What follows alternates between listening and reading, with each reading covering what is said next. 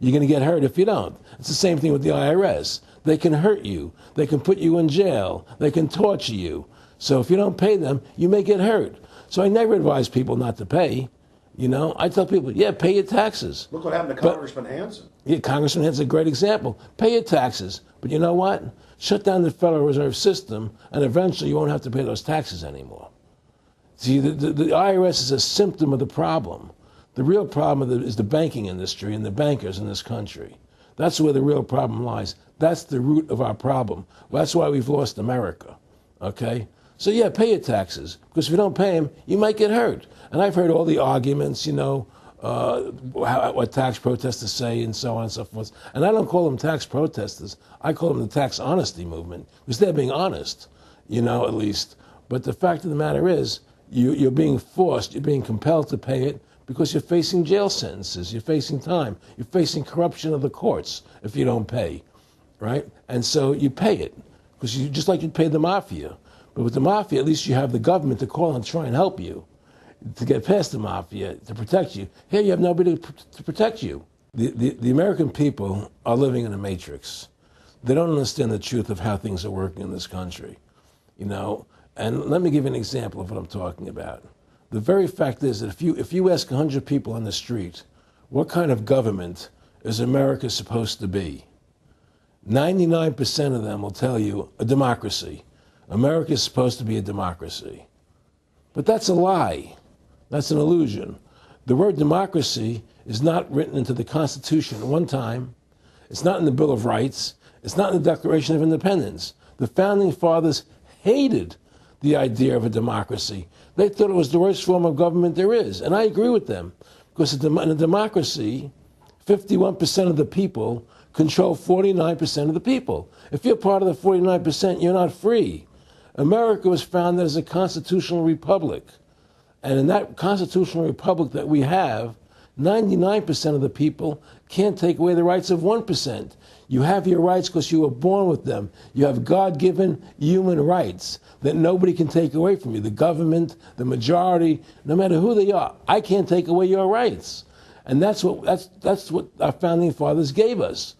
But the psychological operations that they do to us, they make us believe that we're a democracy and that majority rules, you see? And they want you to believe that. Because then they tell you this poll says this many want this and this many want that and this many want this, and it doesn't have anything to do with anything. Well, Hitler was elected. Hitler was elected. Hitler did everything legally. And in a constitutional republic, a minority is protected against a majority. Wasn't it Benjamin Franklin, to paraphrase, that said democracy is two wolves and a sheep voting on what's for dinner? Exactly. And then he also said, in a republic, the sheep would have a gun to protect himself.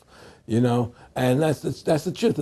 America's not a democracy, but you ask the most intelligent people what form of government America is supposed to be, they'll say a democracy, because that's what they've been brainwashed. They've been psyoped into believing that. They believe that we're in Iraq.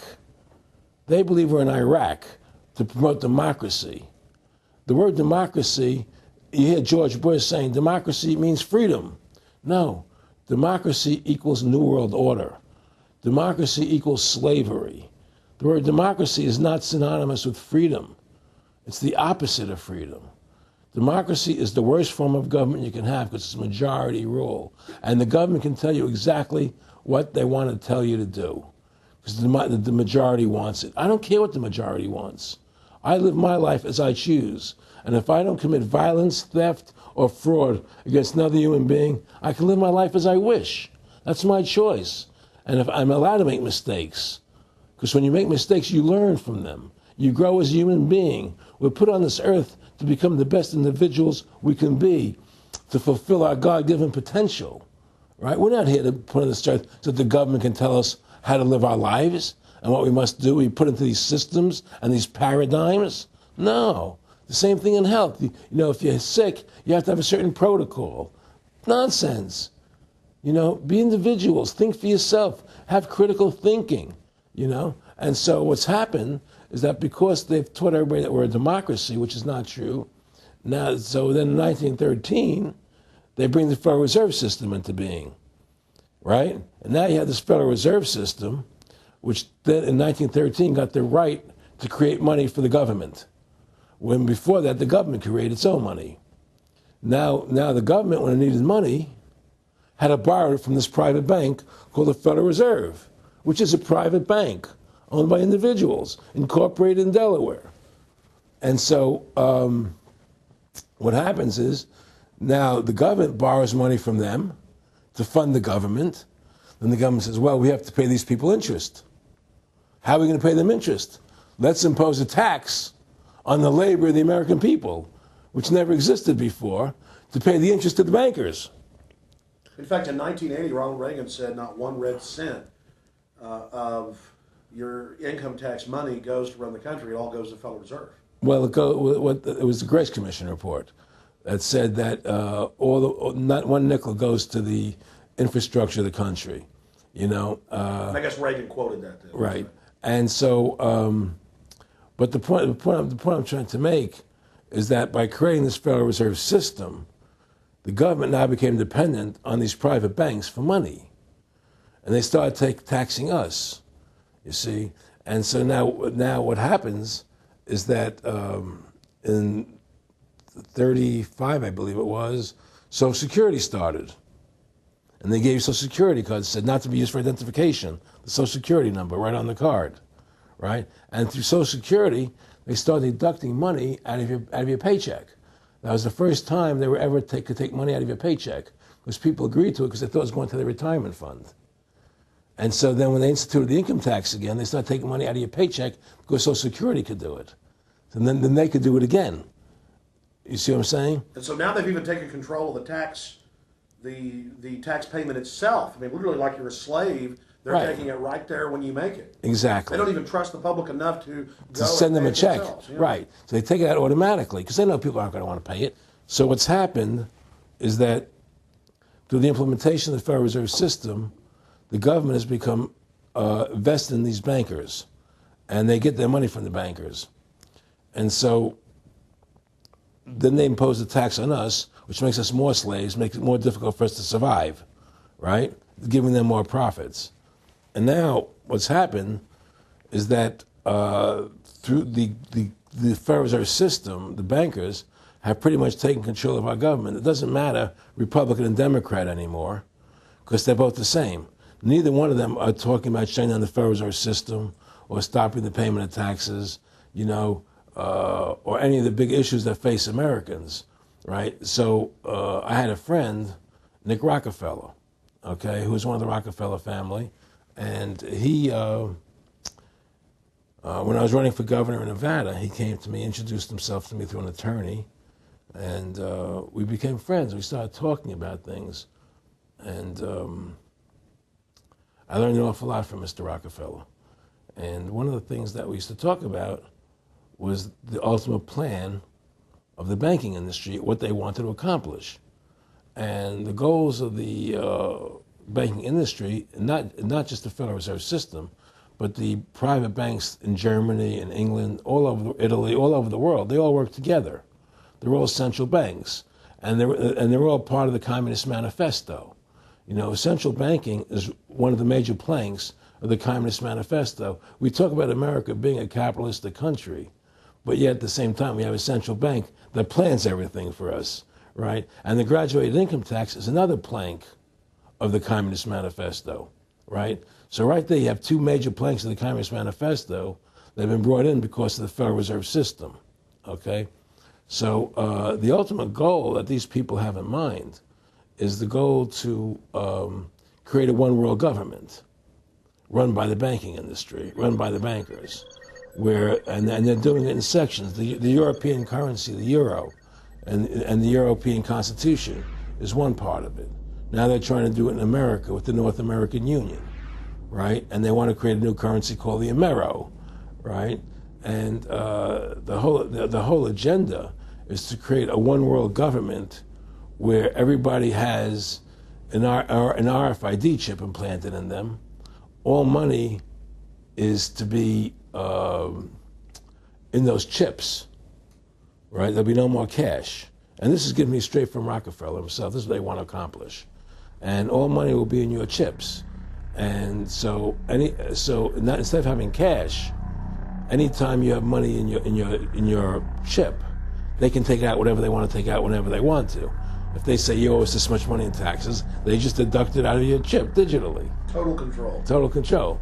And if you're like me or you, and you're protesting what they're doing, they can just turn off your chip. And you have nothing. You can't buy food. You can't do anything. It's total control of the people. And that chip's connected to a database that has your purchasing records, what you do, what Everything. you sell. Everything is in there, you know? And so they want a one world government controlled by them, everybody being chipped, all your money in those chips, and they control the chips, and they control people. And you become a slave. You become a serf to these people. That's their goal. That's their intentions. More than a decade ago, I began getting secret government documents, and we published them, where the feds were training the local police and the military that gun owners, conservatives, people that made frequent references to the U.S. Constitution were terrorists. That's a quote. But in 2009, it broke into the national media when we received the secret MIAC report from a state police officer, and that was in the state of Missouri, but the feds had written it, demonizing Ron Paul, people that wanted to end the Federal Reserve, people that wanted liberty and freedom. And now more secret reports have been released, like the Department of Homeland Security report, which the feds admit they wrote, that says returning veterans are the number one terror threat in America, that gun owners are part of that number one threat, that people buying ammo are the number one threat. Think about this. You have these private bankers overthrowing the United States, and they're secretly training the police that gun owners and patriots and veterans are the number one threat. So they're saying the American people that follow the Constitution and Bill of Rights that will actually stand up against this tyranny are terrorists, because they are the terrorists. They are the criminals coming in with a corporate takeover, a hijacking of the nation. Eric, could you be specific about when you met Rockefeller, how it happened in these discussions? I met Rockefeller through a female attorney I knew who called me up one day and said, one of the Rockefellers would like to meet you. I had made a video called Mad as Hell, and he'd seen the video and wanted to meet me and knew I was running for governor of Nevada. So sure, I'd love to meet him. And I met him, and I liked him, and he was a very, very smart man. And we used to talk and share ideas and thoughts. And he's the one who told me 11 months before 9/11 ever happened that there was going to be an event. Never told me what the event was going to be, but there was going to be an event, and out of that event, we were going to invade Afghanistan to run pipelines from the Caspian Sea. We were going to invade Iraq, you know, to take over the oil fields, establish a base in the Middle East, and make it all part of the New World Order. And we'd go after Chavez in Venezuela. And sure enough, later, 9/11 happened, and I remember he was telling me how you're going to see soldiers looking in caves for people in Afghanistan and Pakistan and all these places. And there's going to be this war on terror, which is no real enemy. And the whole thing is a giant hoax, you know, but it's a way for the government to take over the American people. He told you it was going to be a hoax. Oh, yeah. Oh, yeah. There's no question. He says, there's going to be war on terror. And he's just laughing. There's no, who are we fighting? I mean, why do you think 9/11 happened and then nothing's happened since then? Do you think that our security is so great here that these people who pulled off 9/11, who were able to, can't knock down another plane? Come on, it's ridiculous.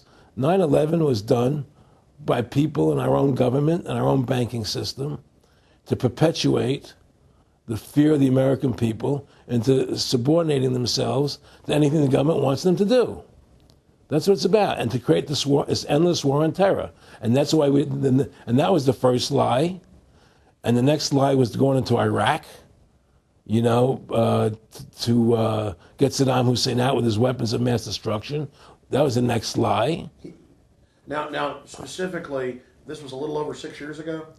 This was 11 months before 9/11. Yeah. And Nick Rockefeller, who's a lawyer, he's become your friend over the previous years, and he's saying to you that there's going to be this big event, and then out of that we're going to have a war on terror, and it's just going to go on and on. Right.